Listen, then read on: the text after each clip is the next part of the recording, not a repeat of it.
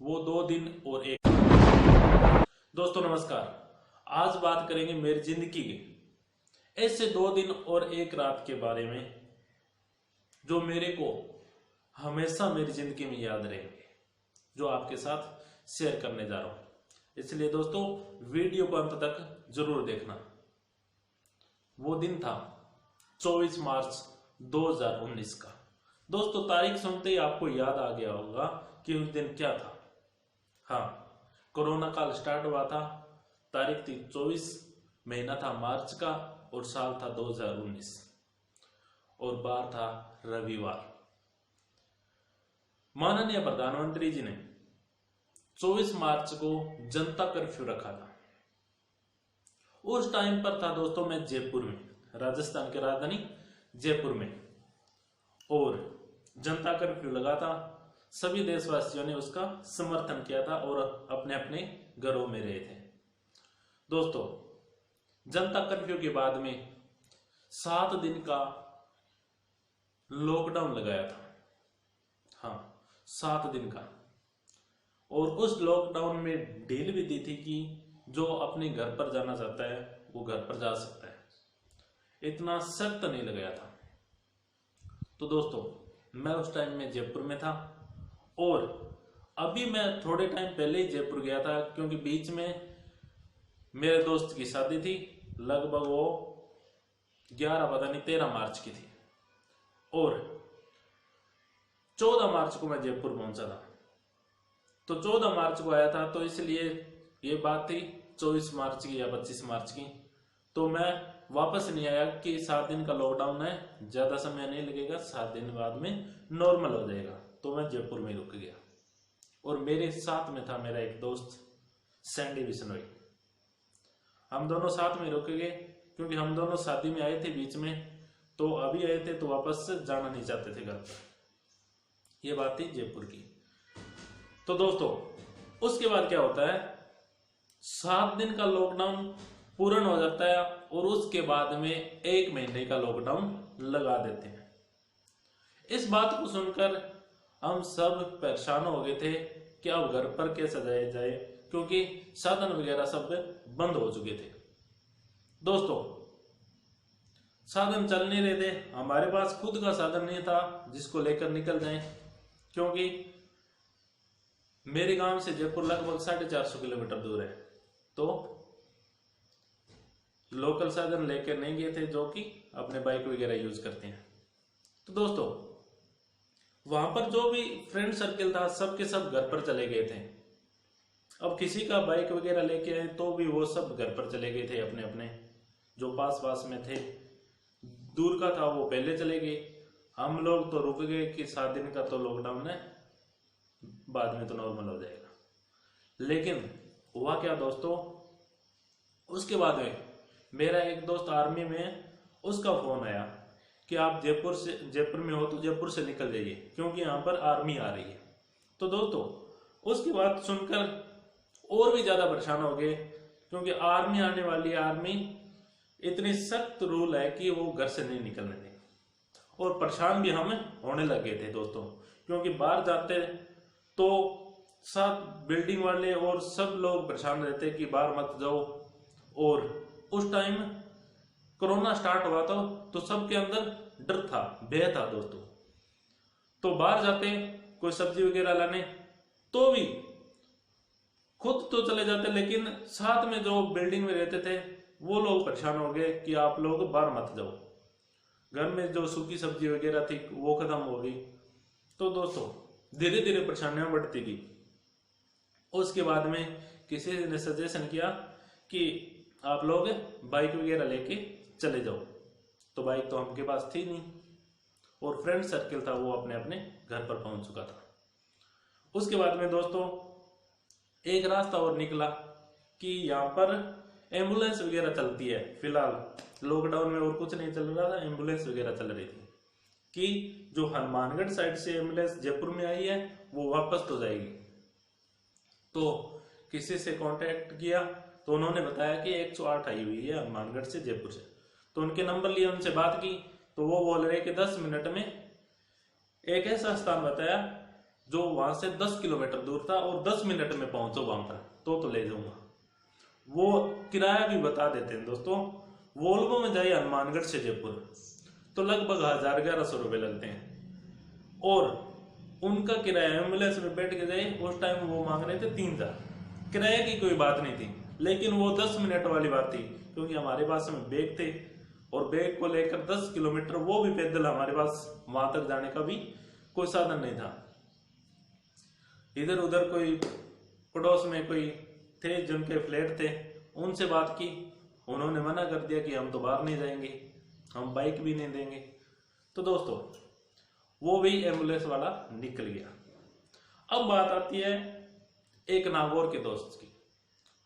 उसने फोन किया कि आप कहां पर हो, तो हमने बता दिया कि अभी जयपुर में है, फंस गए हैं, निकल नहीं पा रहे हैं।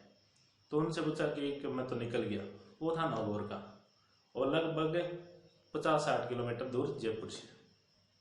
तो वो बोल रहा है कि आप कैसे न कैसे करके यहाँ पर आ जाओ, यहाँ से उसके पास में स्कूटी थी कि स्कूटी लेके यहाँ से निकल जाना। तो उस टाइम एक उम्मीद की किरण बंदी की अब 450 किलोमीटर नहीं, हमें 50 किलोमीटर जाना है, उसके बाद में कोई ना कोई रास्ता निकल जाएगा, लेकिन वहां तक भी कैसे जाए। तो दोस्तों उस टाइम हमने मन बना लिया कि कैसे न कैसे 50 किलोमीटर तो चले जाएंगे। बैग पैक कर लिए, दोनों के एक एक कपड़े के बैग हो गए, एक मेरे पास किताबों का बैग था। लगभग वजन की बात करें तो 50 किलो रहा होगा। उसके टायर भी लगे हुए थे कि कोई परेशानी नहीं होगी, चले जाएंगे। पुलिस से छुपते छुपते निकले, क्योंकि डर था उस टाइम बहुत ज्यादा। इधर टिकटॉक पर वीडियो वायरल हो रहे थे, जो सबकी पीठ पर आपने भी देखे होंगे कि जो घर से बाहर निकल रहा था उसके साथ हालात कैसे हो रहे थे। ऐसा था नहीं, लेकिन वो सोशल मीडिया पर देख रहे तो मन में डर भी था। तो उसके बाद में वहां से निकल ली। तो दोस्तों सुबह सुबह 4 बजे निकल लिए, और निकलते निकलते पैदल थे 2 किलोमीटर चले, 5 किलोमीटर चले। उसके बाद में जो बैग था टायर वाला, उसके टायर निकल गए। अब उसमें वजन 50 किलो, पिट्ठू बैग हो तो भी उठा ले। तो दोस्तों उसके बाद क्या हुआ, उस बैग को कोई लकड़ी ली और दोनों जो बैग के हैंडल होते हैं उसके बीच में फंसा कर दोनों ने पकड़ कर चले, कुछ दूर और चले। ऐसे करते 10 किलोमीटर चले और जयपुर के बाहर की साइड निकल लिए, जो नागौर साइड निकलता है। वहां पर दोस्तों कोई सब्जी वाली गाड़ी या कोई दूध वाली पिकअप, उसके साथ चढ़े, 5 किलोमीटर चले, कोई 10 किलोमीटर लेके गया। आगे कोई खेत का ट्रैक्टर मिला, उसके ऊपर चढ़ के गए। ऐसे करते करते हम लोग पहुंच गए लगभग 40 किलोमीटर दूर। अब समस्या यहां से स्टार्ट होती है दोस्तों। पैदल चल रहे थे, मुश्किलें थी लेकिन नॉर्मल था। उसके बाद में उसका घर रह गया था फ्रेंड का 20 किलोमीटर। दोस्तों 20 किलोमीटर घर रह गया था। अब वहां पर जाना था और हमारे पास कोई साधन नहीं था, तो उसको कॉल किया कि सामने वो आ जाए। जैसे वो सामने लेने के लिए आया, 20 किलोमीटर के अंदर उधर से 10 किलोमीटर ही चला था कि बीच में एक पुलिस चौकी लगती है, और पुलिस ने रोक लिया, उनका काम था, और रोक के उसको वहां पर बिठा लिया कि बाहर क्यों आया था लॉकडाउन में। हमारी समस्या उधर से चल रही थी। जैसे तैसे कर लोकल के साधनों से लिफ्ट ले लेकर वहां पर उसके घर पहुंचे। वो भी सरपंच से बात करवा के और रिक्वेस्ट करके वो स्कूटी लेके वापस वो भी घर पहुंचा। तो दोस्तों वहां पर जाने के बाद में थोड़े थक गए थे, फ्रेंड ने खाना खिलाया, उसके बाद स्कूटी में हवा वगैरह चेक करके और टंकी फुल करवाई। और टंकी लगभग छोटी होती है दोस्तों, 3-3.5 लीटर की होती है स्कूटी की। और सफर था काफी लंबा, क्योंकि जयपुर से सीधे निकलते तो लगभग 450 किलोमीटर था, और नागौर साइड चले गए थे, उधर से निकले तो लगभग 700 किलोमीटर रहने वाला था, 650-700 किलोमीटर। तो दोस्तों उल्टी साइड में आ गए थे। फिर भी हमें उम्मीद की किरण मिलेगी कि अब स्कूटी मिल गई, अब कैसे न कैसे करके चले जाएंगे। और हमने सुना था कि स्कूटी बाइक को रोक नहीं रहे हैं, सबको सब घर पर भेज रहे हैं। तो दोस्तों हुआ यूं कि वहां से चले शाम के समय, सुबह 4 बजे से जयपुर से चले और शाम को 4 बजे से नागौर से चले। हाँ, आपको बताना भूल गया दोस्तों, उस दोस्त का नाम था सुभाष कुमावत। वो लगभग नावा के बस में था और वहां से हम चल दिए। हम चले वहां से नागौर होते हुए सीधा सीकर आ गए। सीकर को आते आते अंधेरा होने लग गया। तो नॉर्मल चल रहे थे, 3 बैग थे पास में, मैं और सैंडी। चलते चलते रास्ते में आ गई बारिश। बारिश इतनी भयंकर थी दोस्तों, रुकने का कोई स्थान नहीं था और ठंड लगने लगी, कपड़े भीग गए थे। थोड़ा आगे चलने के बाद में एक साइड में मंदिर दिखाई दिया और मंदिर पर लॉक जरूर लगा हुआ था। जो मंदिर की फिरनी है वो ओपन थी। तो दोस्तों हमें वो फायदा हो गया कि उसके फिरनी के बैक साइड में चले गए जहां पर बारिश नहीं लग रही थी। वहां पर रुके, कुछ देर बारिश बंद हुई, फिर चले, क्योंकि हमें जैसे तैसे करके घर पहुंचना था। सुबह होने का वेट नहीं किया, बारिश रुकते चलने लगे। ठंड लग रही थी, ओढ़ने के लिए कुछ था नहीं, क्योंकि सामान कम से कम लेके आए थे साथ में, क्योंकि पैदल जो चले थे 50 किलोमीटर के लिए। तो वहां से चलने के बाद में दोस्तों पूरा का पूरा सीकर पार कर लिया। सीकर के बाद में चूरू आ गया। चूरू आधा निकले थे कि लगभग बात है 7:30 के पास की। 7:30 के पास हुआ यूं कि सामने से कोई साधन आ रहा था, तो लाइट में दिखाई नहीं दिया, एक गड्ढे में स्कूटी गिर गई मतलब उसके अंदर से निकली और हम गिरे नहीं। लेकिन हुआ क्या कि ट्यूबलाइट टायर था, जैसे रिम में थोड़ा सा कुछ हुआ तो वहां से हवा निकलने लगी। थोड़ा सा कोई डेंटा वगैरह आया तो वहां से हवा निकलने लगी। तो हवा निकलने लग गई तो हवा इस जगह निकली कि पीछे का गांव लगभग 14 किलोमीटर है और आगे का गांव 4 किलोमीटर था। लेकिन हमें मालूम नहीं था कि आगे का गांव 4 किलोमीटर है। जो पीछे से निकला था वो हमें पता था। हम एक साइड में रुके। अब पैदल लेके कैसे जाए, वजन था और टायर पंचर हो चुका था स्कूटी का। तो दोस्तों उसके बाद में वहां पर ठंड लग रही थी, तो थोड़ी लकड़ियां इकट्ठा करके और खुद को सेकने लग गए आग जला के। तो दोस्तों लकड़ियां थोड़ी थी तो दूसरी साइड से रोड के हाईवे रोड पर थे, जो हनुमानगढ़ जयपुर हाईवे था उसकी बात कर रहे हैं। बिल्कुल सुनसान जगह हो रही थी, क्योंकि इस हाईवे पर इतना ट्रैफिक रहता है, तो लॉकडाउन में वो बिल्कुल भी नहीं था।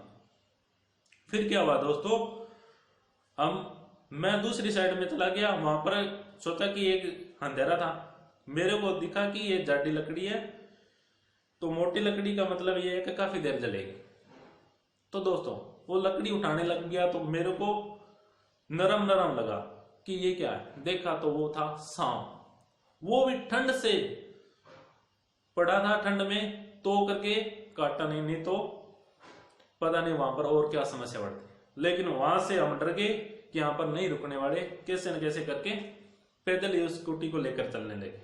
थोड़ा आगे चले और एक उम्मीद की किरण और मिली कि वहां पर एक झोंपड़ी टाइप बना हुआ था दोस्तों, खेत में हाईवे के ऊपर ही। वो था प्याऊ, ठंडा पानी की व्यवस्था जो करते हैं रास्ते में। जो काफी दूर थी रोड, आगे का गांव भी दूर था, पीछे का गांव भी दूर था, तो वहां पर कुछ पीने पानी का व्यवस्था की हुई थी दोस्तों। वहां पर देखा तो एक चारपाई भी पड़ी थी और अंदर मटके वगैरह पड़े थे। रुकने का इंतजाम हो गया था कि चारपाई पर सो जाएंगे तो कि जीव जंतु का भी डर ना रहेगा। उसके बाद दोस्तों वहां पर रात कैसे न कैसे निकाली। ओढ़ने के लिए कंबल वगैरह नहीं थे, बिल्कुल सीधे। बारिश का मौसम था, भीगे हुए थे, ठंड लग रही थे, लेकिन जैसे तैसे करके पूरी रात निकाली। सुबह हुई तो एक उम्मीद की, सूरज के साथ एक उम्मीद की किरण भी निकली।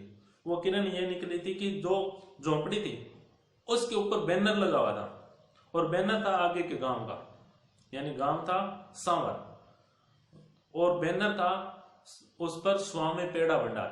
कोई वहां पर मिठाई की शॉप थी, उसका बैनर था, उसके ऊपर नंबर लिखे हुए थे। और आप भी जानते हो ये काफी फेमस है सांभर के पेड़े। तो दोस्तों उसके बाद हमने उससे कॉल किया उन नंबरों पर, बैनर पर लेके। तो उन्होंने बताया कि कैसे करके आप 4 किलोमीटर आगे गांव है, वहां तक पहुंच जाओ तो आपको कैसे न कैसे आपके जाने की व्यवस्था कर दे। वहां पर पहुंचे दोस्तों। उसके बाद क्या हुआ, वहां पर स्वामी पेड़ा भंडार वालों ने क्या किया, सरपंच से बोलकर जो पंचर वाली दुकान थी उसको खुलवा लिया और पंचर निकालने के लिए ले गए। और रिम में क्या है, डेंट पड़ गया था, तो वो उससे सही नहीं हुआ। तो वो बोला कि ऐसे ही नहीं होगा। तो और टायर की व्यवस्था नहीं थी। पीछे जो शहर था वो सरदार शहर था, आगे का शहर था जो पल्लू था। पल्लू भी काफी दूर और सरदार शहर पीछे रह गया था। दोस्तों हुआ क्या, उसके बाद में हमने जैसे तैसे करके कोई ट्यूब की व्यवस्था की कि कोई पुरानी ट्यूब भी मिल जाए ना किसी के घर में, ताकि ट्यूबलेस टायर था उसमें ट्यूब डाल देंगे तो चल जाएगी। तो दोस्तों बात की तो उन्होंने बताया कि हमारे गांव में स्कूटी नहीं है कोई भी, सबसे बड़ी समस्या होगी। फिर कोई एक पास में वहां पर व्यक्ति बैठा था, उन्होंने बताया कि वो एक दिव्यांग को स्कूटी मिलती है, वो स्कूटी है किसी के पास, उनसे पूछ ले। बात की तो उसके यहाँ पर पुरानी ट्यूब मिल गई सेकेंड हैंड, तो उसका पंचर वगैरह बनवा के तो निकलने लगे। तो उसको स्कूटी का पंचर बनाना नहीं आता कि इतना छोटा साधन का कभी पंचर बनाया भी नहीं। जैसे तैसे करके दोस्तों एक स्कूटी का पंचर निकालने के लिए उन्होंने 6 घंटे लगा दिए थे। फिर वहां से निकले तो आगे आगे हनुमानगढ़ और चूरू की बॉर्डर, वो बॉर्डर पड़ती है केलनिया गांव में। तो दोस्तों इधर हनुमानगढ़, पीछे चूरू।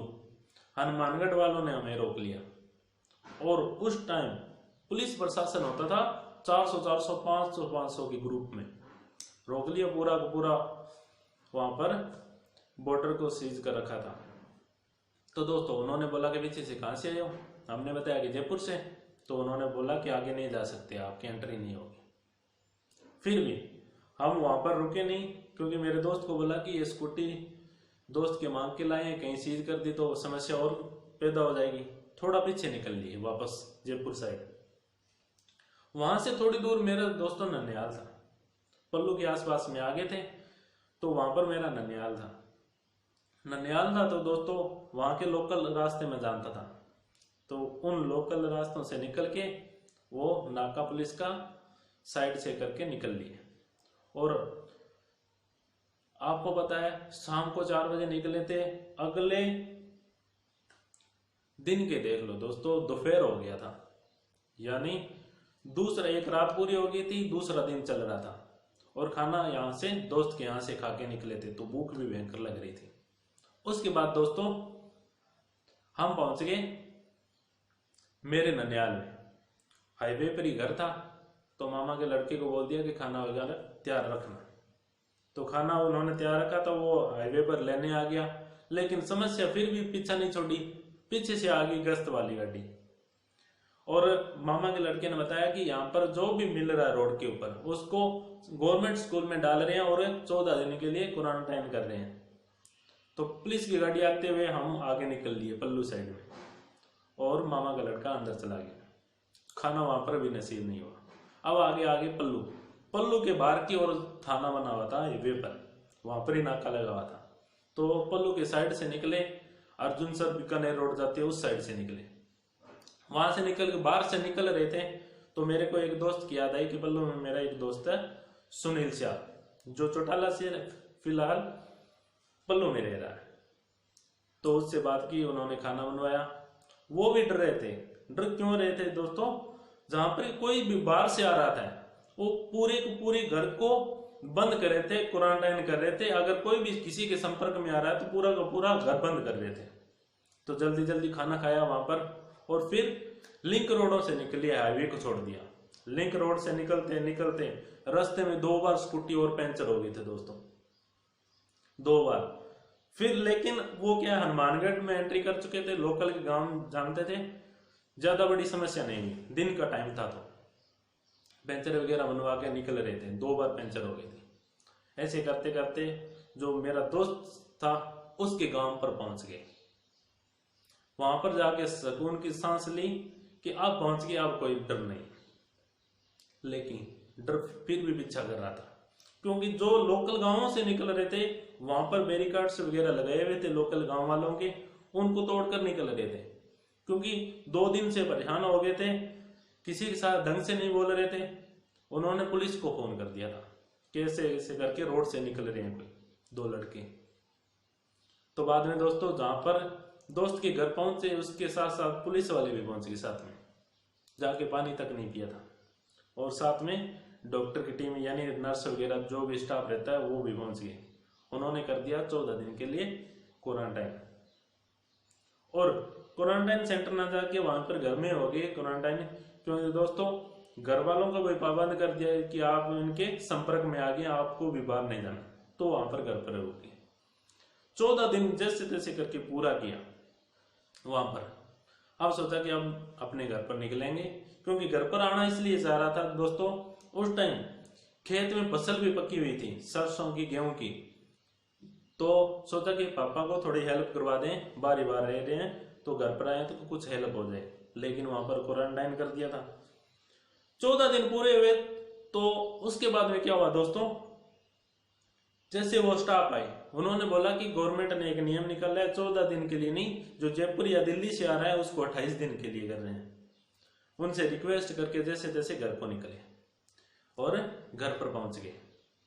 और घर पर पहुंचते पहुंचते स्कूटी एक बार फिर पंचर हो गई थी दोस्तों। फिर गांव में पहुंचते सबसे पहले उसके काम करवाया, उसका टायर चेंज करवाया। तो दोस्तों आप देखो कैसे जयपुर से पैदल निकले, नागौर पहुंचे, नागौर से दोस्त की स्कूटी ली, रास्ते में पंचर हो गई, खाना नहीं खाया, बीच में 2-2 दिन भूखे रहे थे और लगातार चलने की लगी हुई थी, क्योंकि दोस्तों उस टाइम कोरोना का डर भयंकर था। और बड़ी बात तो यह है दोस्तों, हमारी जांच करवाई तो हमारी रिपोर्ट नेगेटिव आई थी। तो ये थे दोस्तों वो 2 दिन और 1 रात। तो दोस्तों आप हमें भी सपोर्ट कीजिए और चैनल को सब्सक्राइब कीजिए और वीडियो को अपने दोस्तों के पास जरूर शेयर करिए। धन्यवाद।